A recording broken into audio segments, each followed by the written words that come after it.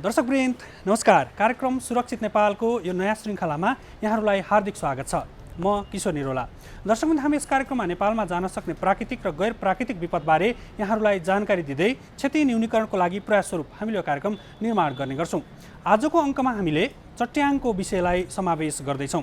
दर्शकवृन्द, चट्याङ एउटा प्राकृतिक प्रक्रिया हो, तर यसबाट हुने मानवीय तथा अन्य क्षतिको कारणले गर्दाखेरि चट्याङलाई विपदको रूपमा लिने गरिन्छ।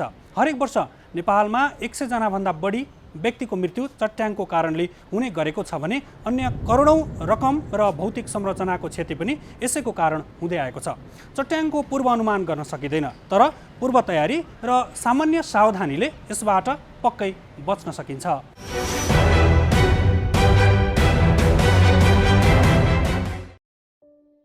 चट्याङ विद्युतीय करेन्ट हो। प्राकृतिक प्रकोप भएकाले चट्याङ रोक्न सकिँदैन, तर त्यसबाट बच्ने उपाय भने खोज्न सकिन्छ। बादल आसपासमा ठोकिएर त्यसका अणुहरू बीच घर्षण हुँदा विद्युत उत्पन्न हुने अवस्था नै चट्याङ हो। रुख, टावर, अग्ला ठाउँहरूमा चट्याङ बढी पर्छ। घर निर्माण गर्दा सुरुमै अर्थिङ गराउँदा यसबाट जोगिन सकिन्छ। नेपालमा चट्याङबाट वर्षेनी 110 जनाभन्दा बढीको ज्यान जाने गरेको छ। नेपालको सबैभन्दा बढी चट्याङ झापामा पर्ने र मानवीय क्षति भने मकवानपुरमा हुने गरेको छ। बिजुली चम्किनु र चट्याङ पर्नु के हो भने चट्याङको बाई प्रडक्ट भनौँ अथवा चट्याङमा ठुलो, अघि मैले भने बादलको दुई भागमा अथवा बादलदेखि जमिनको बिचमा ठुलो मात्रामा विद्युतीय करेन्ट बग्छ, जसलाई आँखाले देख्न सकिँदैन। इलेक्ट्रोनहरू भनौँ, विद्युतीय चार्ज बग्ने हो। तर त्यो चार्ज यति ठुलो मात्रामा बग्छ कि त्यसले वायुलाई नै के गरिदिन्छ, तताइदिन्छ। तताएर जुन तापक्रम बढेर एकाएक आगो निस्किन्छ, त्यसलाई चाहिँ हामी झिल्कोको रूपमा देख्छौँ, चट्याङ भन्छौँ त्यसलाई। सामान्यतया त्यसको कारक तत्त्व भनेको विद्युतीय, ठुलो मात्राको विद्युतीय चार्ज हो। त्यो चार्ज वहनको कारणले ठुलो मात्रामा आगोको मुस्लो बन्छ। सानो च्यानलमा हो, तर त्यसको तापक्रम करिब सूर्यको सतहको तापक्रमभन्दा 5 गुणा बढी हुन्छ, 5-6 गुणा बढी हुन्छ। यसरी भनौँ 30,000 डिग्री सेल्सियस त्यसको तापक्रम हुन्छ। 30,000 डिग्रीमा त हरेक चिज चाहिँ बल्ने अवस्था हुन्छ। त्यो बलेको मुस्लोलाई हामी सामान्यतया चट्याङ भन्छौँ। अनि त्यसपछि निस्केको आवाजलाई चाहिँ जब त्यत्रो तापक्रममा चाहिँ एउटा ग्यासको च्यानल चाहिँ तात्छ, एकाएक त्यो फाटिन्छ अनि त्यसबाट आवाज निस्किन्छ। त्यो आवाजलाई चाहिँ हामी गर्जन भन्छौँ, मेघ भन्छौँ, होइन, मेघ गर्जेको भन्छौँ। यी चाहिँ एकपछि अर्को बन्ने प्रक्रियाहरू हुन्। बिजुली चम्केको भने चट्याङ परेपछि चम्केको। चट्याङ परेपछि चट्याङको एउटा प्रक्रिया चाहिँ बिजुली चम्केको हो। अब कतिपय ठाउँमा चाहिँ बिजुली चम्किँदाखेरि आवाज हामी सुन्दैनौँ। त्यो अलि टाढा भएको 10-20 किलोमिटरभन्दा पर छ भने हामी देख्न चाहिँ सक्छौँ, आवाज सुन्दैनौँ। त्यसैले त्यस्तो चट्याङ पनि हुन्छ।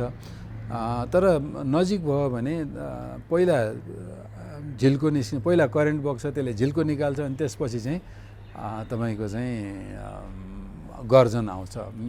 आवाजको ध्वनिको चाहिँ गति लाइटको गतिभन्दा, प्रकाशको गतिभन्दा कम हुने हुनाले बिस्तारै आइपुग्छ। प्री मनसुनको समयमा पर्ने वर्षातमा चट्याङ पर्ने सम्भावना धेरै हुन्छ। चट्याङ एक किसिमको इलेक्ट्रिक चार्ज हो।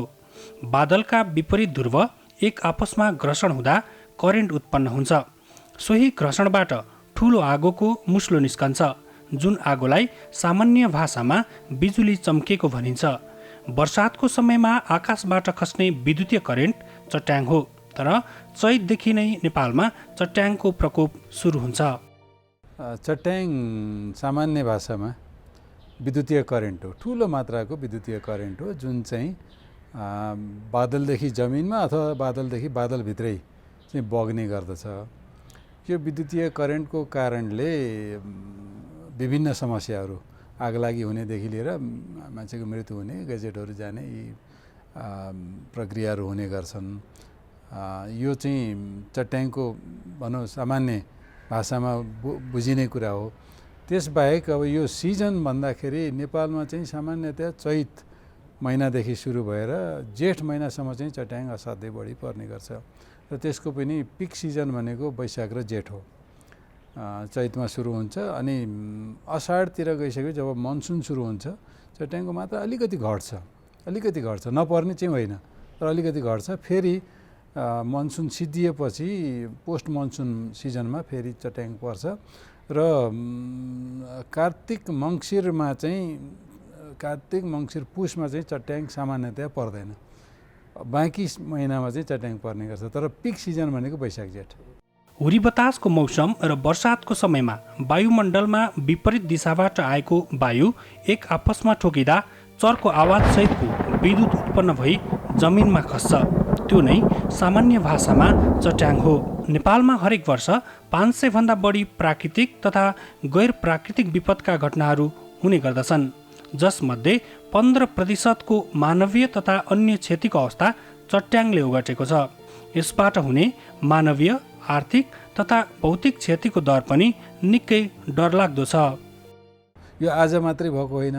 मानवीय क्षति हेर्नुहुन्छ भने हाम्रो पौराणिक कालदेखि नै विभिन्न हामीले चाहिँ हाम्रो भनौँ यो बुद्धिस्ट अथवा चाहिँ हिन्दू माइथोलोजीमा हेर्ने भने पनि भगवान् इन्द्रले वज्र प्रहार गरेर मान्छे मार्छन् भन्ने चाहिँ चलन थियो। पापी मान्छेलाई होइन, अधर्मीलाई चाहिँ मार्ने गर्थे भन्ने चाहिँ मान्यता छ।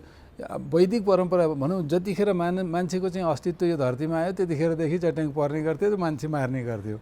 र यो कहीँ न कहीँ नेचुरल ब्यालेन्स पनि होला। अब भनौँ कहीँ न कहीँ मान्छे अब यो राम्रो त कुरा पक्कै होइन, तर प्रकृतिले यस्ता कुराहरू त गराउँछ। बादलदेखि हामी जति नजिक भयौँ त्यति चाहिँ चट्याङ त्यहाँ पर्ने सम्भावना। यदि जमिनको सतह बादलदेखि टाढा छ भने बादलदेखि जमिनमा करेन्ट बगेर आउन गाह्रो मान्छ।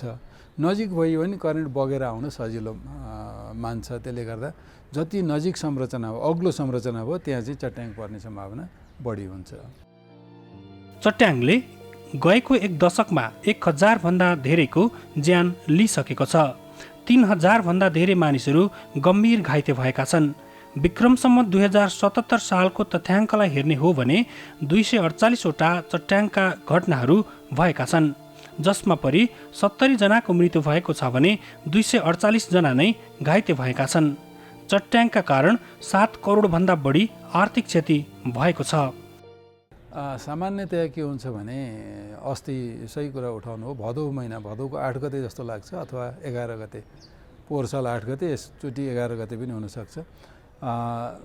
पोहोर साल चाहिँ 250 भेडा मर्या हो कुशेपाटनमा, योचोटि 500 भेडा मर्या हो। त्यही कुशेपाटनमै हो, त्यो ठुलो चरण एरिया हो होइन। त्यहाँ चाहिँ अब भेडा एक त समूहमा चर्ने जात हो होइन, ग्रुपमा चरिरहेका हुन्छन्। त्यहाँ चाहिँ एउटा भेडा मर्दाखेरि अरूलाई पनि मर्ने सम्भावना त्यत्तिकै हुन्छ। तर सामान्यतया चट्याङ सोझै भेडालाई परेर मर्नुभन्दा पनि सतहमा बगेको करेन्टको कारणले भेडा मर्ने अथवा जनावर बढी मर्ने गर्छन्। यसको मलाई लाग्छ जम्माजम्मी संसारमै हेर्नुभयो भने सोझै चट्याङ परेर मर्नेको सङ्ख्या चाहिँ 10% छ भने चट्याङबाट मर्ने मध्ये भने सतहमा करेन्ट बगेर मर्नेको सङ्ख्या चाहिँ 50% भन्दा माथि छ। अन्य कारणहरू पनि हुन्छन्, त्यसमध्ये सोझै लागेर मर्ने चाहिँ 10 भन्दा तलै हो। सोझै चट्याङ परेर चाहे व्यक्ति होस्, ह्युमन बिइङ होस् अथवा चाहिँ जनावर होस्, मर्ने सङ्ख्या 10% भन्दा तल हो। तर सतहमा करेन्ट बगेर मर्नेको सङ्ख्या चाहिँ 50% भन्दा माथि छ। गत वर्ष मात्र 719 जनावरको मृत्यु चट्याङको कारणले भएको छ। प्रत्येक वर्ष चट्याङको कारण मृत्यु हुने मानिसको सङ्ख्या पनि बढिरहेको छ। मानिसको तुलनामा 10 गुणा बढी जनावरले वर्षेनी चट्याङको कारण ज्यान गुमाउने गरेका छन्। नेपालमा चट्याङका कारण हुने क्षतिको आधारमा मकवानपुर, झापा, चितवन, मोरङ, उदयपुर जिल्ला चट्याङग्रस्त जिल्लाको रूपमा समेटिएको छ। चुरे तथा पर्वतीय क्षेत्रको पूर्वदेखि पश्चिमसम्मको भूभागलाई उच्च चट्याङबाट जोखिमयुक्त क्षेत्रको रूपमा राखिएको छ। यी क्षेत्रमा बसोबास गर्ने मानिसले चट्याङबाट बच्न विभिन्न सावधानी अपनाउनु पर्ने देखिन्छ। चट्याङ चाहिँ हामीले म्यापिङ हेर्ने हो भने सबभन्दा बढी चट्याङ पर्ने क्षेत्र भनेको झापा, मोरङ हो र त्यसदेखि पश्चिमतिर आउँदाखेरि चुरे बेल्ट हुँदै यो नवलपरासीको क्षेत्र अनि त्यसपछि गएर म्याग्दीसम्म चाहिँ चट्याङ बढी परेको पाइन्छ। र पश्चिममा पनि पर्छ नपर्ने होइन, धनगढी साइडमा, तर दक्षिण बेल्टमा बढी पाइन्छ। उत्तर बेल्टमा जाँदाखेरि म्याग्दी साइडमा चाहिँ चट्याङ बढी परेको पाइन्छ। र चट्याङको दृष्टिकोणले सबभन्दा बढी मृत्युवरण गर्ने जिल्ला भनौँ अथवा ह्युमन लस हुने ठाउँ चाहिँ मकवानपुर हो। जबकि चट्याङ सबभन्दा बढी कहाँ पर्छ भन्दाखेरि झापा मोरङमा पर्ने गर्छ। अब विभिन्न कारणहरू हुन सक्छन्, त्यसमध्ये एउटा चाहिँ हाम्रो जमिनदेखि बादलको दूरी कम भयो भने जमिनदेखि के अरे बादलदेखि जमिनमा पर्ने चट्याङको मात्रा बढी हुन्छ, त्यस्तो ठाउँमा मृत्यु हुने सम्भावना एउटा अवश्य पनि बढी हुने भयो। अर्को चाहिँ संरचना, घरका संरचनाहरू जुन छन् त्यसले पनि अब भनौँ सहर बजारका एरियामा चाहिँ पक्की घर हुन्छ, त्यहाँ चाहिँ चट्याङले मान्छे मार्दैन सामान्यतया भने गाउँघरका घरहरू जहाँ चाहिँ झोपडीहरू हुन्छन् त्यहाँ चाहिँ चट्याङले बढी असर गर्छ। सो त्यस्तै गरेर यो मान्छे चाहिँ बढी समय कुन समयमा चाहिँ मैदानमा बढी हुन्छ भन्नेमा पनि भर पर्छ। विभिन्न कारणले गर्दाखेरि मकवानपुरमा चाहिँ चट्याङको असर बढी परेको देखिन्छ। नेपालमा चट्याङलाई भूकम्प पछिको पहिलो खतरनाक विपदको रूपमा लिइन्छ। सबै किसिमका चट्याङले विद्युतीय लहर उत्पन्न गराउँदछ, त्यसैले पनि सबै चट्याङहरू खतरनाक हुन्छन्। चट्याङको पूर्व अनुमान गर्न सकिँदैन। चट्याङ वर्षा भएको 15 किलोमिटर आसपाससम्म पर्न सक्छ। चट्याङ सामान्यतया पर्नुपर्ने एउटा प्राकृतिक प्रक्रिया पनि हो। चट्याङ पर्नुपर्छ। किन पर्नुपर्छ भन्दाखेरि यो कतिपय कुराहरू नेचरले आफै ब्यालेन्स गर्छ। पहिलो कुरा त के हो भने तपाईँ हाम्रो अस्तित्व जुन धरतीमा आएको छ त्यसको कारक तत्त्व चट्याङलाई मानिन्छ। भनेको यो जीवनजन्य सबभन्दा सानो सूक्ष्म अणु बनाउने काम चाहिँ चट्याङले गरेको हो र तपाईँ हाम्रो जीवजन्तुको अस्तित्व आएको हो भन्ने गरिन्छ। त्यस्तै गरी हामीलाई नभई नहुने जो ओजोन ग्यास हो त्यो चाहिँ बनाउने निर्माणमा चाहिँ चट्याङको भूमिका हुन्छ। त्यस्तै गरी नाइट्रोजनका अक्साइडहरू जसलाई चाहिँ हाम्रा रुख बिरुवाले लिएर नाइट्रोजन फिक्सेसन गर्छन्, खाना बनाउँछन्, त्यो चाहिँ चट्याङले अक्साइडहरू बनाउने हो। त्यसले गर्दा चट्याङ नपरि नहुने एउटा प्राकृतिक प्रक्रिया पनि हो। सँगसँगै हाम्रो सूर्यबाट निस्किने विभिन्न विकिरणहरूले हाम्रो वायुमण्डललाई, हाम्रो चाहिँ पृथ्वीलाई यसरी चाहिँ पृथ्वीमा चाहिँ चार्ज उत्पन्न गरिरहेको हुन्छ कि त्यो चार्जलाई न्युट्रलाइज गर्नको लागि पनि चट्याङ पर्नुपर्छ। त्यसले गर्दा यो सामान्य नेचरको प्रक्रिया हो। पक्कै पनि हुन्छ चट्याङ पर्नलाई बादल देखिनुपर्छ सामान्यतया। अघि यहाँले भने जस्तै कति टाढा छ भने कहिलेकाहीँ के हुन्छ नि बादल चाहिँ 10 किलोमिटर पर छ तर हामीले बादल देखिरहेको छैन, डाँडापरि बादल छ अनि चट्याङको झिल्को चाहिँ कहिलेकाहीँ डाँडावरीसम्म पनि आइपुग्छ। त्यो विरल केस हुन्छ। तर पनि सामान्यतया चट्याङ पर्नको लागि बादल बन्नुपर्छ, घाम लाग्नु पऱ्यो, बादल बन्नु पऱ्यो आदि इत्यादि हुँदाखेरि त्यो हामीले चाहिँ प्रक्रिया देख्छौँ। अब त्यसलाई कहिलेकाहीँ नोटिस गर्छौँ, कहिलेकाहीँ गर्दैनौँ। नभए यहाँलाई याद हुनसक्छ हाम्रा बाबुबाजेले भन्ने गर्नुहुन्थ्यो आज चाहिँ असाध्यै बढी गर्मी महसुस भएको छ, आज चट्याङ यी खजुरो पनि रुखबाट बाहिर निस्केको छ, आज चाहिँ चट्याङ पर्ने सम्भावना हुन्छ भनेर भन्ने चलन थियो। भने अलि बढी तपाईँलाई गर्मी बादल बन्दैछ र अलि बढी गर्मी महसुस भएको छ भने चट्याङ पर्ने सम्भावना हुन्छ। र कालो र खैरो बादलले चट्याङ पार्छ। कालो भनौँ मडारिएको बादल छ भने चट्याङ पार्छ। र सामान्यतया यो प्रक्रिया हुनको लागि दिनको दोपहरको 2 बजे 3 बजेपछि चट्याङ पर्ने हो। अघि मैले भने यी हाम्रा उल्लेखित महिनाहरूमा भनेको चैतदेखि जेठसम्म चाहिँ 2 बजेपछि 3 बजेपछिको समय चाहिँ अत्याधिक चट्याङ पर्ने समय हो। बादल भयो के अरे तपाईँ कालो बादल खैरो बादल मडारिन थाल्यो भने आज चट्याङको सम्भावना छ भन्ने बुझे हुन्छ। पृथ्वीमा 15 महिनामा हरेक दिन हजारौं चट्याङहरू परिरहेको हुन्छ। तर मनसुनको अघिपछि बादलको उचाइ धेरै हुने भएकाले मनसुनको समयमा चट्याङको खतरा बढी हुन्छ। चट्याङले मानवीय तथा अन्य भौतिक क्षति हुन सक्छ। चट्याङले मानिसमा बेहोस हुने, बहिरो हुने, अपाङ्ग हुने, आँखा बन्द हुने, अन्य दीर्घकालीन रोगहरू लाग्न सक्छ। मस्तिष्कघात र स्मरण शक्तिमा ह्रास हुने जस्ता समस्या पनि चट्याङकै कारण हुन सक्छ। चट्याङको तापक्रम सूर्यको सतहको तापक्रमभन्दा 6 गुणा बढी हुन्छ। अर्थात् चट्याङको तापक्रम 30,000 डिग्री सेल्सियससम्म हुन्छ, जसका कारण मानिसको रक्त सञ्चार र रक्त कोशिकाहरूमा समेत असर गर्न सक्छ। अर्थिङ सामान्यतया अर्थिङले के गर्ने हो भने हाम्रो घरमा चाहिँ विद्युतीय जुन हाम्रो लाइन छ, सप्लाई छ, त्यसबाट हुन सक्ने एक्सिडेन्टहरू भित्र हामीले चाहिँ तार जोड्यौँ, त्यो तारसँग टेलिभिजन होला, हामी आफै बसेर चाहिँ केही खाना पकाउनेदेखि लिएर विभिन्न कुराहरू गर्दै हुँदा अथवा कहीँ गल्तीले छोइएको अवस्थामा कहीँबाट अचानक भोल्टेज बढेर आयो, करेन्ट बढेर आयो भने त्यसलाई समाधान दिनको लागि हामीले अर्थिङ राख्छौँ है। सामान्य अवस्थामा अर्थिङको त्यस्तो ठुलो भूमिका रहँदैन। कहिलेकाहीँ याद गर्नुभयो भने हाम्रा सामग्रीहरू लाइनमा जोड्दै गर्दाखेरि हामीलाई झट्का लाग्छ, विद्युतीय करेन्ट बगेर, अनि ती कुराहरूलाई रोक्नको लागि अर्थिङ गरिने हो। र अर्थिङ चाहिँ त्यो अर्थिङको महत्त्व भनेको के हो भने हामी घरभित्र रहँदाखेरि हाम्रा सामग्रीलाई बचाउनको लागि सामान्यतया अर्थिङले काम गर्ने हो। र अर्थिङ चाहिँ दुई किसिमको हुने, त्यसले सोझै चट्याङलाई चाहिँ सोझै त्यसले बचाउँदैन, कहीँबाट आएको बढेर चट्याङको कारणले भोल्टेज बढेर आयो भने केही हदसम्म त्यसले सुरक्षा दिन्छ। त्यो पनि तपाईँले भने जस्तो दुई किसिमको, पहिला नुन कोइला हालेर अर्थिङ सिस्टमलाई चाहिँ तामाको पाता राखेर चाहिँ अर्थिङ गर्ने गरिन्थ्यो। पछिल्लो समयमा चाहिँ नुनले तामाको पातालाई चाहिँ खाने हुँदा, कोरोजन गर्ने हुँदाखेरि नुनलाई कम प्रयोग गरेर अहिले चाहिँ विभिन्न किसिमका केमिकल प्रयोग गरिन्छन्।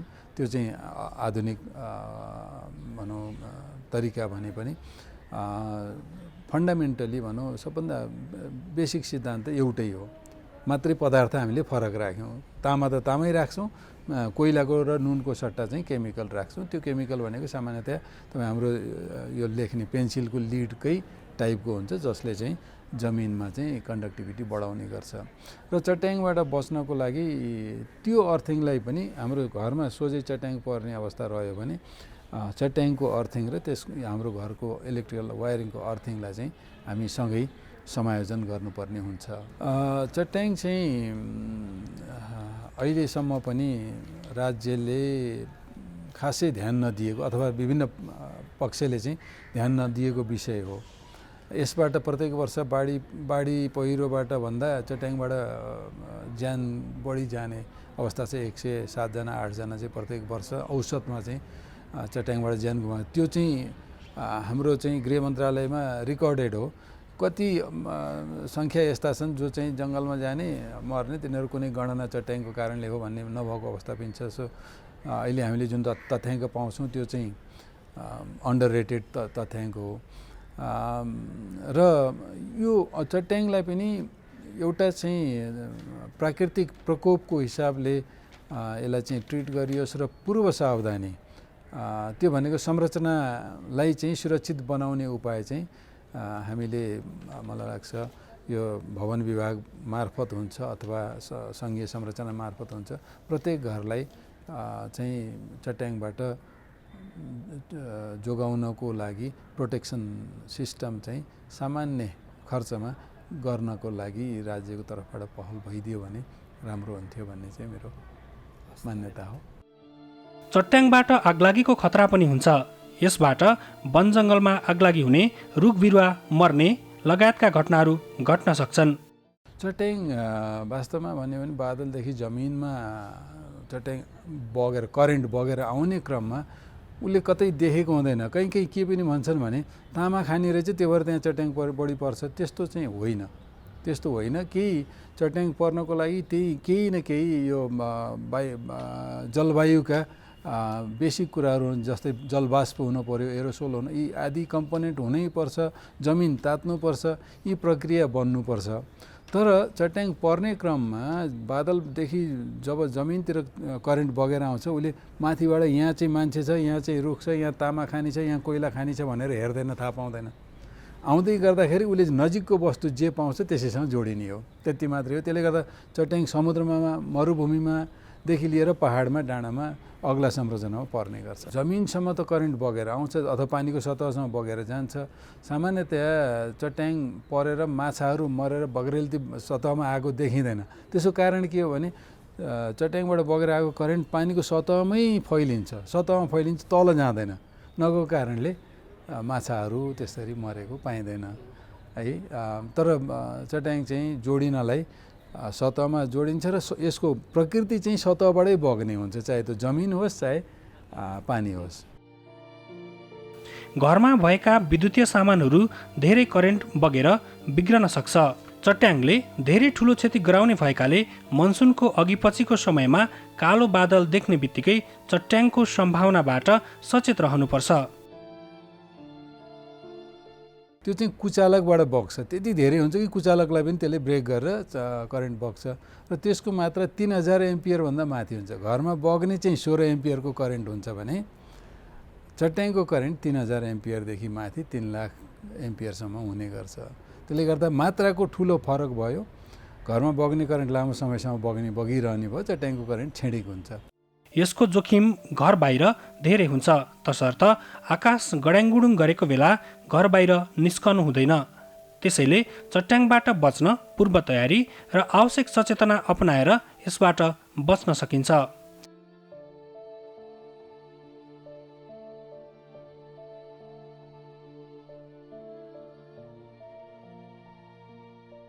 चट्याङ चाहिँ अघि मैले भने जस्तै तपाईँको एउटा निश्चित समयमा चट्याङ पर्छ। चट्याङ पर्ने समयमा चाहिँ वर्ष घर बाहिर नरहेर घरभित्र रहनु पर्यो।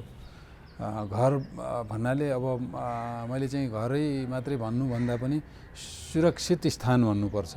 सुरक्षित स्थान भन्नाले पक्की घरहरू मात्रै नभइकन यो धातुका पाताले बनेका गाडीहरू हुन सक्छन् है, र त्यस्तै भनौँ यो धातुका पोलहरू, फलामका पोलहरू प्रयोग गरेर बनाएका चाहिँ छाप्राहरू हुन सक्छन्। त्यस्ता संरचनाहरू चाहिँ सुरक्षित स्थान मान्न सकिन्छ। गाउँघरका घरहरू सामान्यतया सुरक्षित छैनन्, त्यसलाई चाहिँ सुरक्षित बनाउनु पर्छ। त्यही पनि सामान्यतया अरूको दाँजोमा चाहिँ जस्ता पाताले छाएको घर छ भने केही हदसम्म त्यसलाई चाहिँ सुरक्षित, केही हदसम्म 10% 15% सुरक्षित स्थान मान्न सकिन्छ। भने गडाङगुडुङ हुने अवस्था आयो भने त्यस्ता घरहरू, त्यस्ता संरचनामा चाहिँ भित्र बस्न चाहिँ पर्यो। जमिनमा, खेतबारीमा काम गर्नु भएन। गडाङगुडुङ सुनेपछि त तुरुन्त काम छोडेर घरभित्र जान नै पर्छ, किनभने गडाङगुडुङले अग्लो होचो नभन्न पनि सक्छ। सामान्यतया अग्लोमा पर्छ तर होचो पनि नभन्न सक्छ। त्यसले गर्दा सुरक्षित हुने उपाय पहिलो त समयलाई ख्याल गर्नु पर्यो। गडाङगुडुङको सिम्टम छ भने भरसक बाहिरको काम छोडेर घरभित्रको काम गर्ने, सुरक्षित स्थानमा रहने गर्नु पर्यो। र त्यस्तै आपतकालीन अवस्था भयो, गडाङगुडुङ भइहाल्यो, हामी जङ्गलतिर कतै पऱ्यौँ भने अग्लो रुखको मुनि ओत लाग्न त हुँदै भएन। के गर्नु पर्यो भने ससाना रुखलाई बरु समान दूरी बनाएर बिचतिर बस्नु पर्यो। त्यो चाहिँ अन्तिम अवस्थामा मात्रै, नभए चाहिँ सुरक्षित स्थानमा जानुपर्ने हुन्छ। र घरमा बस्दैमा पनि हामी अब मजाले बाहिर त रहेनौँ, घरभित्र रह्यौँ भनेर टेलिभिजन हेर्ने, टेलिफोन गर्ने, ती कामहरू पनि गर्नु भएन। अथवा बग्दै गरेको धारामा नुहाउनु भएन, टेलिफोन गर्नु भएन। अनि टेलिभिजनहरू, इलेक्ट्रोनिक ग्याजेट्सहरू चाहिँ लाइभ चाहिँ चलाउँछु, तार जोडेर चलाउँछु भन्न चाहिँ भएन। गडाङगुडुङको समयमा भरसक यदि चट्याङबाट भनौँ बस्ने उपाय चाहिँ घरमा विधि चाहिँ अपनाइएको छैन भने छुटाएर, तार छुटाएर चाहिँ बस्नुपर्ने हुन्छ घरभित्र बस्दाखेरि पनि। अनि बग्दै गरेको धारामा पनि सोझै नुहाउनु भएन, बरु नुहाउनै पर्यो भने बाल्टीमा पानी थापेर नुहाउनु पर्ने हुन्छ।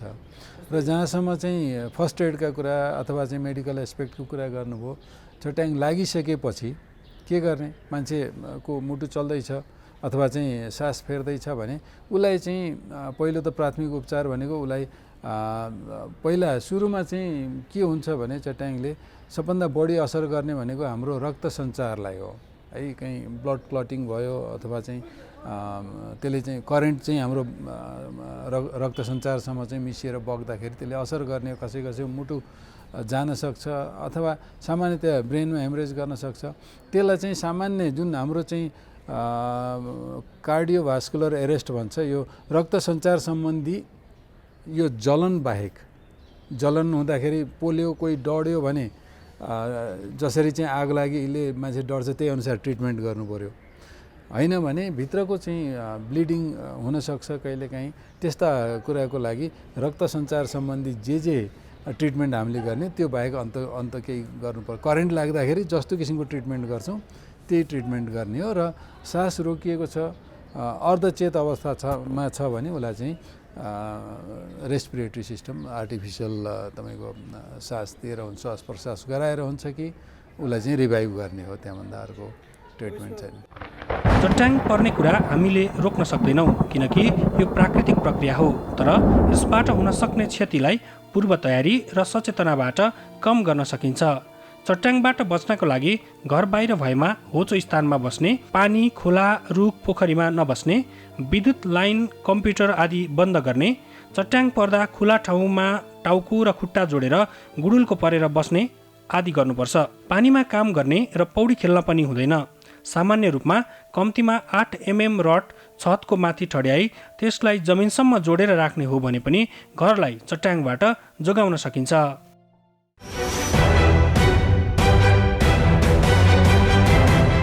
दर्शकबिन, धुरी बतासको मौसम र मनसुनको समयभन्दा अगाडि चट्याङका घटनाहरू धेरै हुने गर्छन् र विशेष गरी सावधानी र पूर्व तयारीका कारणले हामीले चट्याङबाट हुन सक्ने क्षतिलाई न्यूनीकरण गर्न सक्छौँ।